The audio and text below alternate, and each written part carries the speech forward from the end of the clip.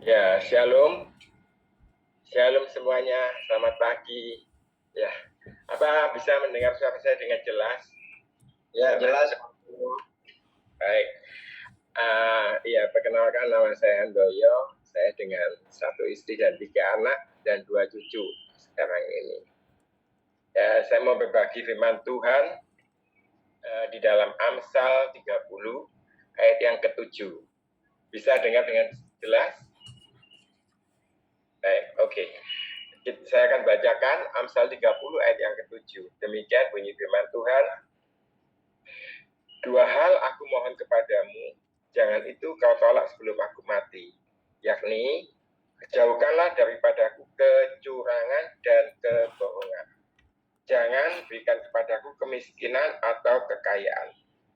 Biarkanlah aku menikmati makanan yang menjadi bagianku. Ayat yang ke-9, supaya kalau aku kenyang, aku tidak menyangkalmu dan berkata, siapa Tuhan itu? Atau kalau aku miskin, aku mencuri dan mencemarkan nama Allahku. Saudara, waktu saya membaca ayat ini, saya renungkan, saya pikir iya ya. Ada titik di mana kita harus mengenal lebih dekat jati diri kita. Kita kalau disebut sebagai anak Tuhan, kita harus mempunyai jati diri. Dan di dalam Amsal 30 ini sungguh-sungguh menyentuh. Karena dikatakan sebelum aku mati. Jadi pada titik terakhir orang itu akan harus bertanya, siapakah aku di hadapan Tuhan. Jadi kalau boleh saya kasih poin yang pertama itu bicara di sini tentang jati diri, saudara. Jati diri kita ini siapa di hadapan Tuhan? Siapa yang bisa mengukur jati diri seseorang? Ya diri kita sendiri. Lewat apa, saudara? Lewat ujian, saudara. Kalau sekarang Tuhan tidak memberi kita apa-apa, katakan Tuhan tidak menjawab doa kita, Tuhan selalu menunda, katakan dalam tanda kutip, apa kita masih setia mengikut Tuhan? Kita sendiri yang tahu. Kalau kita mempunyai jati diri sebagai anak Tuhan, kita percaya bahwa Tuhan itu punya jawaban yang pasti dan Tuhan tepat menjawab tepat pada waktunya. Ya, jadi orang jujur itu memang di sini kalau saya lihat ya saudara, memang semua itu lewat proses, lewat ujian. Jadi orang jujur itu enak enggak sih? Pertanyaannya kan gitu. Ya, sampai saya satu saat waktu saya merenung tiba-tiba saya ingat dengan satu peristiwa gini. Ada acara sebuah acara yang menguji jati diri, yaitu ada orang membawa dengan 2 tangannya, yang satu tulisan di tangan kiri itu tulisannya Tuhan, tapi tidak ditunjukkan God, Tuhan gitu ya. Yang sebelah kanannya dia bawa uang tunai sebanyak 2 juta. Lantas dia mulai keliling, lantas dia mulai menyapa seseorang, dia bilang, kamu mau pilih yang mana? Yang kiri atau yang kanan? Otomatis orang akan melihat satu uang, yang kedua hanya amplop. Tapi dia sengaja melihat amplop itu apa sih? Dia lihat di balik amplop itu tulisannya hanya Tuhan saja. Sebaliknya yang amplop yang tangan satunya yang sejumlah uang 2 juta itu, akhirnya dia milih yang mana? Dia pikir-pikir sebentar, lantas dia ambil uang 2 juta dan pergi dengan itu saja. Lantas dia datangi orang lain juga demikian, dia bawa sebelah kanannya laptop, tangan yang kiri sama juga tulisan Tuhan tapi nggak ditunjukkan. Setelah dia mau dia keliling juga menyapa orang lain juga demikian. Dia melihat, ingin tahu apa tulisannya di kirinya, karena dia ingin tahu. Lihat tulisannya, ternyata tulisannya Tuhan, yang kanan laptop. Dia pikir sebentar, akhirnya dia ambil laptop itu dan keliling lagi saudara, sampai beberapa orang. Lantas dia ambil lagi iPhone yang baru kotak, yang ada kotaknya, dia ambil, dia keliling lagi sama ya, tangan yang sama menggenggam tulisan yang sama. Ketemu orang lagi, orang itu lihat, apa sih tulisannya, dia ingin tahu. Dia lihat lagi, oh tulisannya Tuhan, hanya Tuhan aja. Yang kanan apa? iPhone. Akhirnya dia ambil yang iPhone. Ya keliling berapa tempat, akhirnya tiba ketemu sama seorang yang anak yang masih muda. ya sederhana, dia lihat dia juga ditawarkan juga dengan uang sama tulisan tadi. Dia lihat tulisan itu, dia kaget, ya, loh kok Tuhan. Langsung dia ambil tulisan itu, dia cium tulisan itu, yang aku cinta. Aku bukan hidup karena uang, tapi aku cinta Tuhan karena Tuhan selama ini memelihara hidupku. Lantas dia pergi begitu saja. Lantas orang ini mengikuti dia dari belakang. Sampai tiba di tempatnya, dia ternyata anak ini tinggal di satu tempat yang sederhana, yang dikategorikan tidak mampu. Tapi anak ini sangat mencintai Tuhan. Dia pegang tulisan itu, dia terus mencium tulisan itu. Lantas orang ini bilang, karena kamu cinta Tuhan, ini hadiahnya. Dia bukakan semua, tahu saudara apa yang terjadi. Uang 2 juta dikasihkan dia, laptop dikasihkan dia, iPhone dikasihkan dia. Semua barang-barang tadi yang ditawarkan tuh mengikuti. Saudara, intinya gini, saudara. Banyak sekali orang tuh yang kelihatannya kaya, tapi mentalnya miskin. Tapi sebaliknya, orang yang kelihatannya miskin mempunyai mental yang kaya. Inilah yang disebut dengan jati diri. Siapa Tuhan di dalam kehidupan kita sebenarnya? Maka kalau sampai Amsal ngomong, 2 hal aku yang mohon daripadamu Tuhan, jangan kau tolak sebelum aku mati. Jauhkanlah daripadaku kecurangan dan kebohongan. Wah saudara, waktu saya membaca ini saya sadar, iya ya, kita sebagai anak Tuhan itu harus punya jati diri. Satu, lewat apa? Lewat ujian. Kalau ujian itu datang, apalagi soal materi, saudara tidak mundur. Saudara akan pilih Tuhan. Karena saudara tahu, dialah yang menghidupkan saudara. Dia yang memberi hidup pada saudara. Itu yang penting, saudara. Jadi jangan dipandang orang itu kayak seakan-akan kita ini hidup oleh karena uang. Kita tanpa uang kita tidak bisa apa-apa. Tuhan masih punya berbagai cara untuk memberkati kita. Amin. Sebab itu saya katakan jati diri. Dan kalau dikatakan di Alkitab ini Tuhan sebagai pengusaha. Pengusaha itu yang punya ladang. Lewat ujian apa sih? Ya, saudara, saya ingat waktu itu saya ingat satu kisah juga. Tuhan memanggil seseorang untuk diberi kerjaan sama dia. Dia mempunyai ladang yang besar, dia panggil, ayo kamu bangun aku rumah. Lantas dia panggil seseorang lagi juga, kamu juga bangunkan aku yang sama, rumah yang sama. Orang yang pertama berkata dalam hatinya ini, aduh kesempatan ya, aku sudah lama tidak dapat kerjaan. Aku akan membangun rumah ini dengan kualitas yang semurah mungkin supaya aku mendapatkan keuntungan yang sebanyak mungkin. Lantas seorang lagi berpikir demikian, iya ya, aku dikasih kesempatan sama Tuhan untuk membangun rumah ini. Aku bersyukur. Aku akan menunjukkan rasa terima kasihku, rasa syukurku. Aku akan membangun rumah ini dengan kualitas yang terbaik supaya Tuhanku itu puas. Dan 2 orang membangun rumah, pada saatnya selesai. Rumah dua-duanya jadi rumah. Tapi yang satu dengan kualitas yang rendah, satunya dengan kualitas yang bagus. Lantas setelah berapa lama kemudian Tuhan tuh memanggil, kamu sudah gimana sekarang keadaanmu? Aku sudah bisa menjalani hidup ini dengan baik. Karena apa yang Tuhan kasihkan kepada aku kesempatan, aku gunakan. Dan ini selama ini aku bersyukur, dia bilang. Lantas Tuhan tuh bilang, oke, aku akan memberikan kau kesempatan, karena aku sebentar lagi aku tidak akan membangun rumah lagi. Aku akan memberikan kau kesempatan untuk membangun satu rumah lagi untuk aku. Lantas dia panggil orang yang kedua juga sama. Ayo, kamu akan membangunkan aku juga rumah yang sama. Karena ini adalah yang terakhir kali. Dia beri kesempatan pada orang tersebut. Tahu apa yang terjadi, saudara?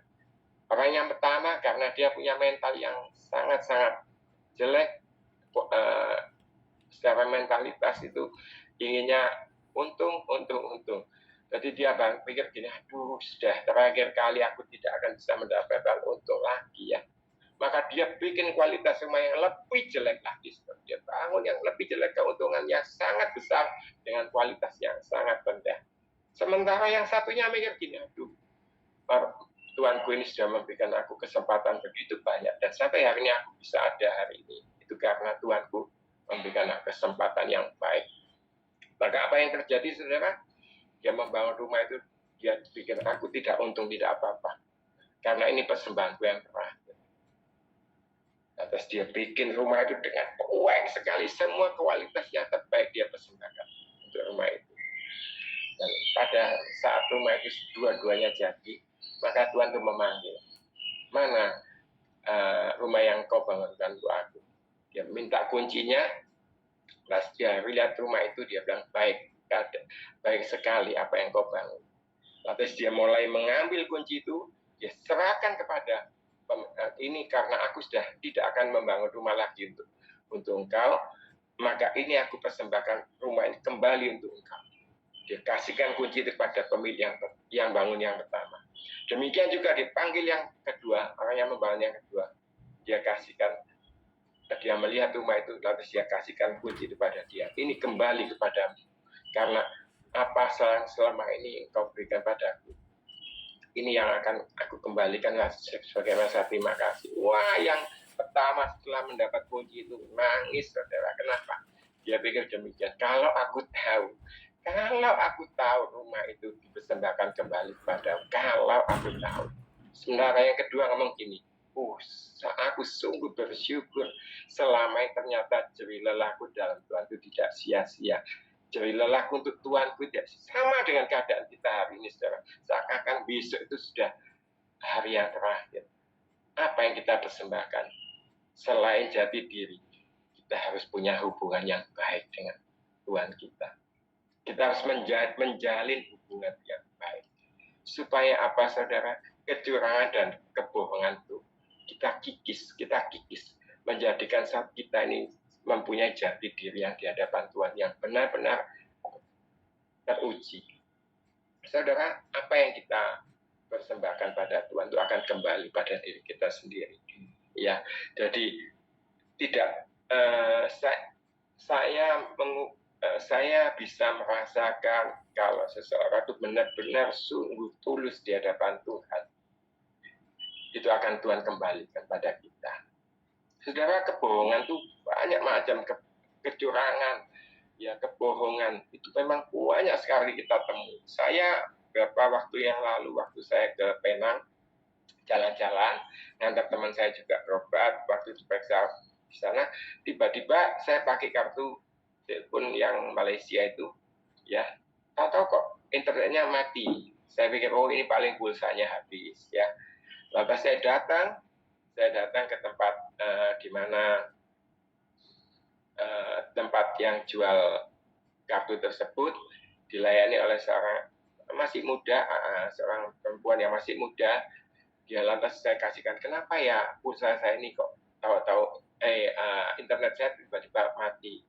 Lantas dia bilang, saya ngomong sama dia, saya mau beli pulsa aja. Dia bilang, tunggu, jangan beli dulu, coba saya periksa. Dia periksa, lantas dia bilang gini sama saya, sebenarnya pulsa Bapak ini masih ada, tapi yang jadi masalah ini bukan di pulsanya, masa berlakunya kartu ini habis. Jadi Bapak nggak usah beli pulsa yang begitu mahal, Bapak cukup tambahkan beli yang untuk masa tenggang ini aja ditambah. Saya kaget waktu dengar itu, saya bilang, anak ini berarti bekerja dengan baik. Sementara yang lain main handphone, dia melayani saya dengan baik. Nanti setelah selesai, saya baru dalam hati saya gini, ya, dia ini melakukan pekerjaannya dengan baik, jujur ya. Sebenarnya dia bisa jangan mau, ya sudah Pak, tambah aja, gini selesai Pak. Pesannya selesai, tapi dia enggak. Dia masuk di dalam HP saya, dia lihat, ini gini-gini Pak, masalahnya gini, Bapak cukup beli ini. Akhirnya saya waktu mau selesai, saya ngomong sama dia, ini saya kasih uang. Dia kaget, kenapa buat kamu makan siang ini? Dia kaget, biasanya enggak pernah customer yang lain tuh kasih dia uang sejumlah sekian untuk makan. Dia kaget, dia sangat bersyukur, ya, dia sangat bersyukur. Saudara, satu kejujuran mendatangkan satu berkat juga. Jadi belajarlah untuk mengenal jati diri kita sendiri. Ukur siapa kita di hadapan Tuhan. Ya, kita harus punya satu mentalitas yang kaya di hadapan Tuhan. Sekalipun kita dianggap orang yang biasa atau orang yang tidak punya apa-apa, tapi kalau mentalitasmu itu teruji di hadapan Tuhan, Tuhan percayakan kau lebih banyak lagi. Ya, kebohongan juga. Kebohongan. Saudara, kadang-kadang kita tidak tahu kok orang itu berbohong. Isi hatinya itu kita tidak tahu, saudara. Saya ingat satu presenter yang terkenal namanya Steve Harvey. Mungkin saudara tahu yang gundul tuh. Seorang motivator, seorang humoris, ya. Sekarang kaya, orang itu kaya sekali. Ya, Steve Harvey itu terkenal di Amerika, terkenal sekali. Dia membawakan acara yang macam-macam, bahwa anak kecil dia bisa membawa anak kecil ke dalam show itu, ya. Semua orang bisa takjub. Dan acaranya luar biasa. Dia seorang anak Tuhan juga. Dia berbicara sangat-sangat menarik perhatian sehingga followernya dia cukup banyak dan dia menghasilkan banyak uang. Tapi pada titik tertentu dia ngomong gini, saudara. Dia ngomong gini, kalau saya boleh jujur pada diri saya sendiri, saya ini capek. Dia bilang, capek bukan karena secara fisik, tapi di dalam roh. Saya ini capek sekali. Ya. Kenapa capek? Saya melewati semua ini, saya tidak dapat menggambarkan. Saya ini ingin mengakhiri hidupku ini. Kayaknya aku sudah tidak tahan. Dia bilang gitu. Aku secara fisik, mental, rasanya capek sekali. Seperti pertarungan di dalam. Karena apa? Banyak yang disembunyikan. Banyak yang disembunyikan. Kenapa? Karena dia dicintai banyak orang. Dia dicintai oleh banyak orang, ya. Sehingga dia takut kalau apa yang dia selama ini dia ingin nyatakan, dia selalu sembunyikan. Akhirnya tertekan. Karena apa?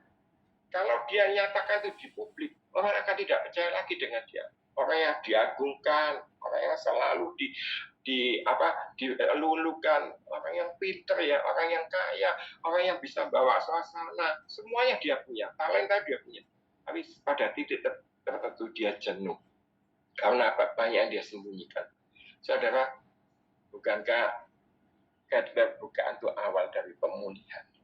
Bukan saja jati diri kita perlu tahu, tapi kita harus belajar untuk terbuka di hadapan Tuhan, terbuka dengan sesama. Kenapa? Karena keterbukaan itu adalah awal dari pemulihan. Apa yang Steve Harvey lakukan selama ini, hal-hal yang menghibur orang lain, tapi ternyata dia tidak bisa menghibur diri sendiri. Ini dinyatakan kebohongan. Saudara, ingat bahwa kita hidup ini perlu berbagi, ya. Dengan berbagi maka kita ini bisa merasa lega. Saudara, waktu saya pelayanan pedesaan di Lumajang waktu itu, saya lewat tol, maka saya berhenti di satu titik yang namanya rest area, ya. Setelah karena rest area sana tempatnya, ya maaf, buang air kecil, atau saya beli sesuatu di Indomaret. Waktu saya mau masuk mobil, saya kaget, saudara. Saya lihat ada seorang ibu yang mengambil sampah itu. Loh, saya pikir dia ngambil botol-botol yang kosong. Lantas saya lihat, perhatikan, loh, ibu ini kok ngambil makanan kok dari sampah, ya. Kaget saya waktu itu. Saya tidak percaya, masa di Indonesia yang dinyatakan kayak gini, ini kok masih ada orang yang makan dari sampah. Lantas saya dekati ibu itu, saya tanya, Bu ini buat apa nasi ini? Loh, Dek, saya ini belum makan. Saya ambil makan nanti, ya, sisa-sisa orang yang tidak habis di sampah ini. Waduh, hati saya ternyuh. Saya pikir, kasihan sekali kok sampai begini, ya.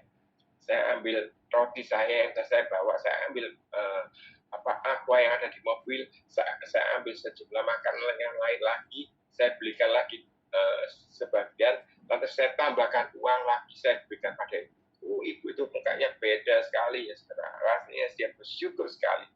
Saudara, apa yang kita berbuat bisa menyenangkan hati orang lain, itu juga bisa menyenangkan hati Tuhan. Satu hal yang kita harus yakini, Dia Allah yang Maha Tahu. Dia Maha Hadir, saudara. Ya, Dia bukan saja pengusaha yang tahu akan kebutuhan kita. Dia bukan saja penguasa, tapi Dia mau bersama-sama selalu dengan kita. Sebab itu belajar, saudara. Selain jati diri hubungan, kita harus punya hubungan yang baik dengan Tuhan. Kita juga selalu harus tahu bahwa Tuhan itu mau kita jadi menjadi saluran berkat. Jadi orang pelit itu tidak enak, saudara. Ya, kalau tahu saudaranya sakit, kalau tahu saudaranya perlu, tapi dia menyimpang dari sana, itu namanya kebohongan, saudara. Kita ini sudah membohongi diri kita sendiri. Saudara, ya, beberapa waktu yang lalu, waktu saya dengan nyonya saya diberi kesempatan, kami ke Australia untuk melihat anak kami yang kecil di sana. Tiba-tiba pendeta di sana tahu saya datang, lantas dia mengundang saya untuk khotbah di tempatnya dia.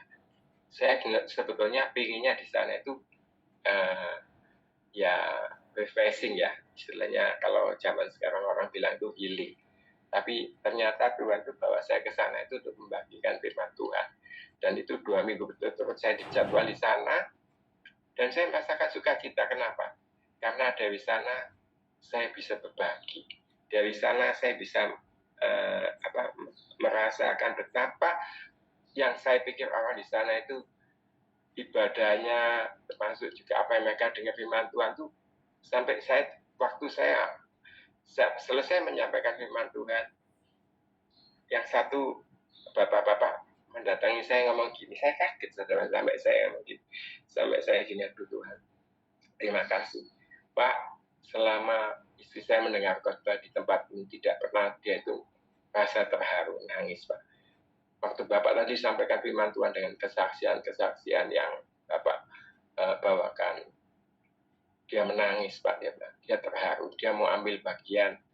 Jadi waktu kami pulang itu, saya memang waktu itu dititipin sejumlah uang untuk pelayanan pedesaan. Saudara, kalau saya tidak berbagi, orang lain tidak akan tahu, bukan? Tapi saya cuma perlu waktu 45 menit untuk berkhotbah, tapi itu mendatangkan dampak yang luar biasa sekali. Karena apa? Karena Tuhan masih mau memakai kita. Saudara, hari-hari ini biarlah Tuhan masih bisa melayakkan kita untuk melayani Dia. Tuhan, kalau kita sebagai anak Tuhan bisa berbagi dengan yang lain, ya itu adalah satu keuntungan. Kenapa? Selain saudara dikuatkan, orang lain juga dikuatkan. Ya, selain orang Tuhan juga mengenal kebaikan Tuhan lebih lagi, kita juga lebih lagi giat. Karena apa? Rasa diberkati untuk jadi berkat itu luar biasa. Jadi di sini dikatakan akhirnya dikatakan di ayat yang ke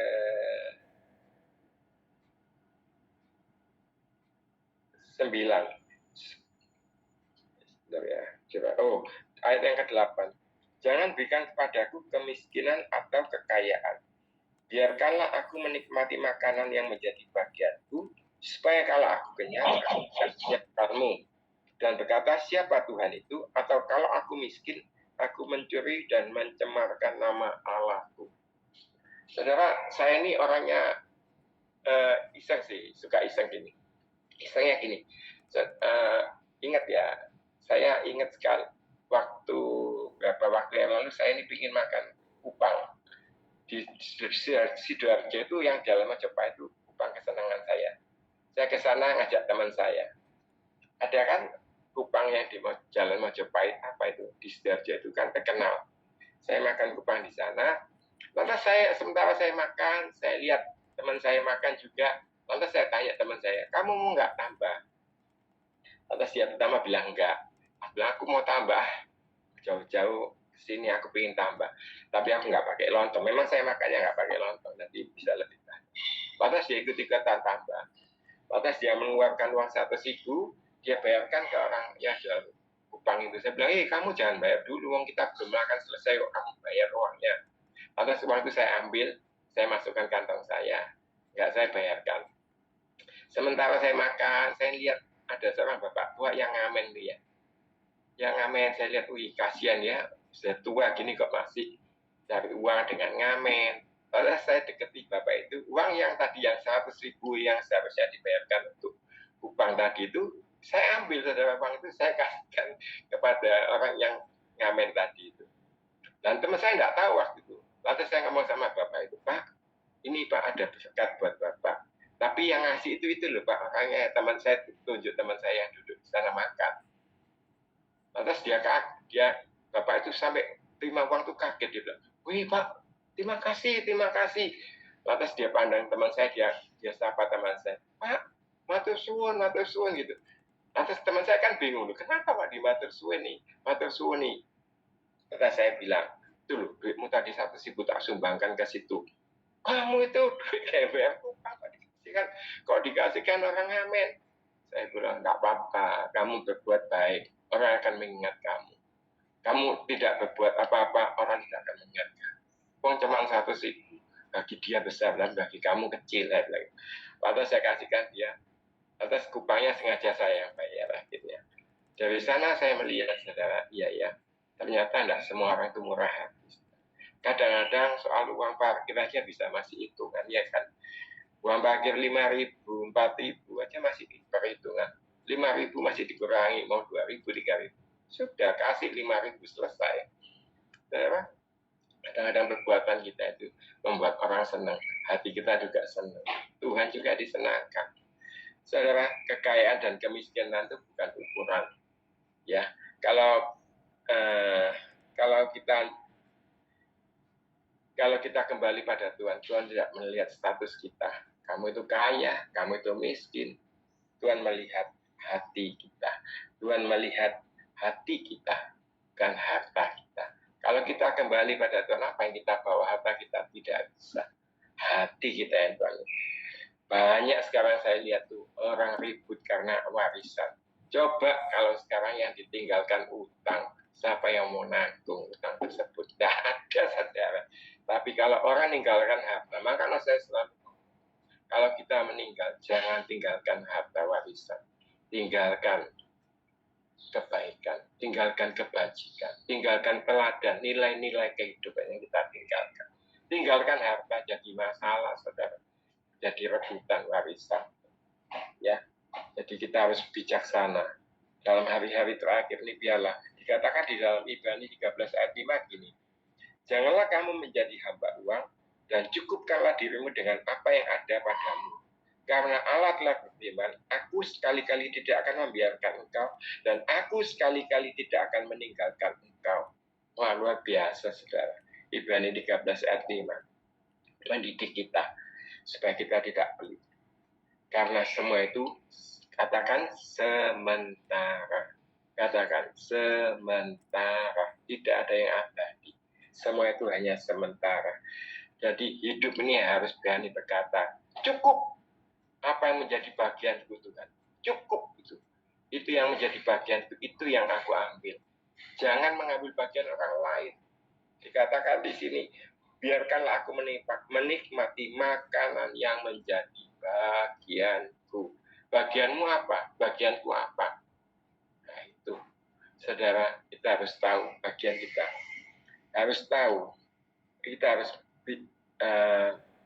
menjaga hubungan kita dengan sesama supaya nama Tuhan ditinggikan. Kalau kita tidak bisa menjaga hubungan dengan sesama, bagaimana Tuhan bisa kelihatan dalam kehidupan kita? Tidak mungkin, saudara. Kalau kita mengerti bagian kita, menunjukkan bahwa hubungan kita dengan Tuhan baik-baik saja. Ya, baik-baik saja. Kalau kita bisa menjaga hubungan kita dengan sesama, maka kita juga bisa menunjukkan hubungan kita baik-baik saja. Seperti hubungan anak dengan bapak. Saudara, bapak itu minta apa? Saya lihat satu kisah di TikTok itu juga gini ya. Waktu sepasang suami istri yang tua renta, dia ngomong gini, hari ini kamu ulang tahun, ya tapi kelihatannya anakmu nggak bisa datang. Lantas ibunya bilang gini, sudahlah, mereka juga punya kegiatan. Tapi ternyata pembicaraan ini didengar oleh anak yang besar. Maka anak yang besar akhirnya menelpon saudara-saudaranya, hari ini mama ulang tahun tuh. Mama, papa ini usianya sudah segini, ayo kamu luangkan waktu untuk datang. Karena ini sudah waktunya kita ini menjenguk mereka. Sudah lama mereka menanti-nantikan, ini saat yang tepat. Wah, waktu mereka akhirnya semua dihubungi mau datang. waktu datang itu sungguh-sungguh hati Bapak dan Ibu itu sungguh-sungguh luar biasa senangnya, bukan karena hadiah yang mereka bawa, tapi kebersamaan. Saudara, kadang-kadang kita perlu datang pada Tuhan dengan sifat yang pribadi, dengan sifat yang sungguh-sungguh kita ini merindukan Dia lebih dari merindukan apa yang selama ini kita rasakan, bukan? Kita perlu, saudara, datang sebagai anak. Datang bukan seorang pengemis, datang bukan sebagai seorang yang tinggi hati, tapi kita datang sebagai anak. Saudara, saya ini barusan punya cucu ya, umurnya 14 bulan. Kalau saya datang ke tempatnya gitu ya, dia lihat saya itu, dia nyapa, gitu aja hati saya sudah senang setengah mati. Walaupun dia tidak bisa panggil saya, ye, tapi dia ada, lantas dia langsung berdiri, langsung minta digendong. Itu hati saya rasanya pingin, kamu mau apa sih? Kamu ini mau apa? Langsung saya gendong. Padahal saya gendong dia itu 12 kilo, itu berat sekali. Tiap malam saya gendong dia, paginya pasti boyok saya ini kerosot. Tapi itu tidak pernah saya rasakan. Kenapa? Karena saya tahu dia mau datang pada saya. Demikian juga ialah siang hari ini, poin yang terakhir. Kita harus banyak penyangkalan diri. Katakan, aku tidak bisa apa-apa tanpa Engkau, Tuhan. Sebab itu jangan biarkan aku jalan sendiri. Ajar aku untuk berjalan bersamamu. Supaya aku tahu bahwa aku ini tanpa Engkau, aku tidak ada apa-apa. Punya penyangkalan diri. Saudara, sebetulnya kalau saya konklusikan dalam ayat ini, Mazmur ini katakan Raja Salomo dalam hati kamu gini, wis aku aja dikasih apa-apa kalau semua itu merusak hubunganku dengan Engkau, Tuhan. Wis aku tidak mau apa-apa, Tuhan, termasuk apa yang aku hari jalani. Jangan sampai aku ini menjadi kaya tapi aku lupa Engkau, tapi aku miskin, aku mempermalukan nama. Itu, saudara. Biarlah firman Tuhan yang singkat ini boleh menjadikan kita berharga di mata Tuhan, menjadikan kita semakin tahu Tuhan itu siapa dalam kehidupan kita. Tuhan memberkati kita semua. Shalom. Terima kasih, Pak. Saya kembalikan, Pak.